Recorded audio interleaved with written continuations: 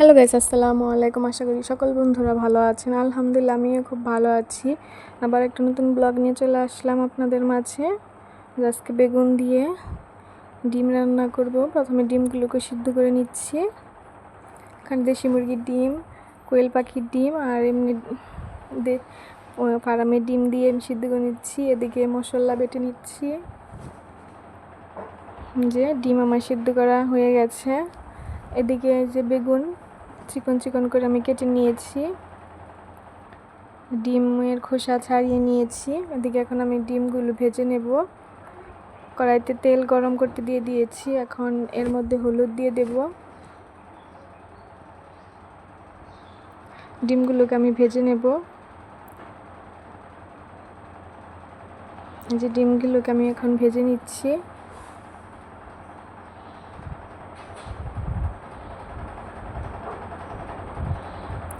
ডিম ভাজা হয়ে গেছে, এখন আমি নামিয়ে নেব। নামিয়ে নিয়ে কড়াইতে আমি দিয়ে দেব কাঁচামরিচ, ফালি পেঁয়াজ কুচি দিয়ে একটু ভাজা ভাজা করে নিচ্ছি। সাথে আমি একটা তেজপাতাও কুচি করে দিয়েছিলাম।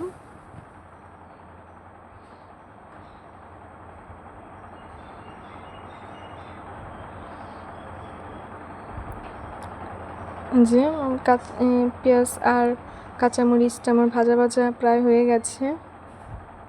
এখন আমি মশলা কষানোর জন্য পানি দিয়ে দেব।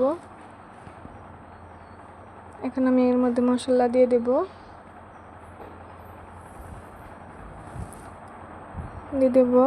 এই যে ধনিয়া গুঁড়ো দিয়ে দিলাম, স্বাদ মতো লবণ দিয়ে দেবো, মরিচের গুঁড়ো দিয়ে দেবো, হলুদের গুঁড়ো, আমি আদা রসুন বাটাও দিয়ে দিয়েছিলাম।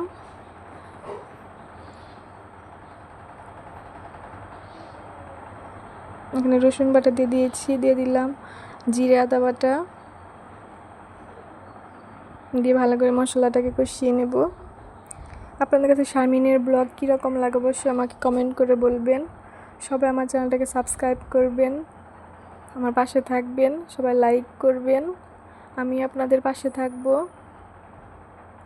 মশলাটা কষানো হয়ে গেছে, এখন আমি বেগুনগুলো দিয়ে দেব। দিয়ে আমি ভালো করে কষিয়ে নেব। মশলার সাথে আমি বেগুনটাকে ভালো করে মিশিয়ে নিয়ে এখন ঢাকনা দিয়ে ঢেকে দেব।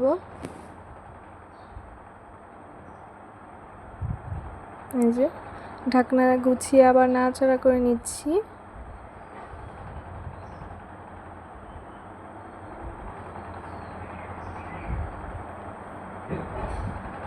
আমি আর এক্সট্রা পানি দেব না। এই মানে বেগুন থেকে যতটুকু পানি উঠবে পানির মধ্যে আমি বেগুনটাকে কষিয়ে নেব।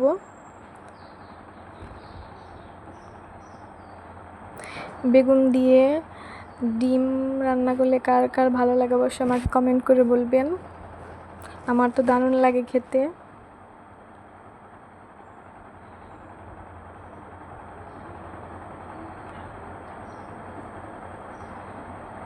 এই যে আমার বেগুনটা প্রায় কষানো হয়ে গেছে, এখন আমি ঝোল দিয়ে দেব।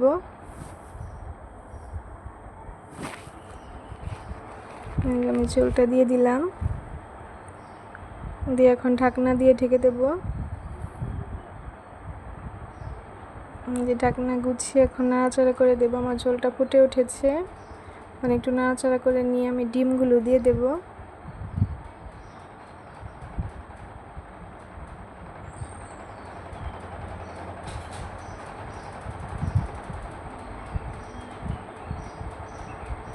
দিয়ে আমি আবার ঢাকনা দিয়ে ঢেকে দেব। সবাই বাসায় ট্রাই করবেন, দারুণ লাগে খেতে। দেখেন আমি আবার নাড়াচাড়া করে নিচ্ছি ঢাকনা গুছিয়ে। আমি অফ ক্যামেরায় বেশ কয়েকবার নাড়াচাড়া করে নিয়েছি। এই যে আমার তরকারিটা রান্না হয়ে গেছে, এখন আমি নামিয়ে নেব। যে ফাইনাল লুক এরকম হয়েছে। কার কাছে কীরকম লেগেছে অবশ্যই কমেন্ট করে বলবেন। আজকে পর্যন্তই, সবাই ভালো থাকবেন। আল্লাহ হাফেজ।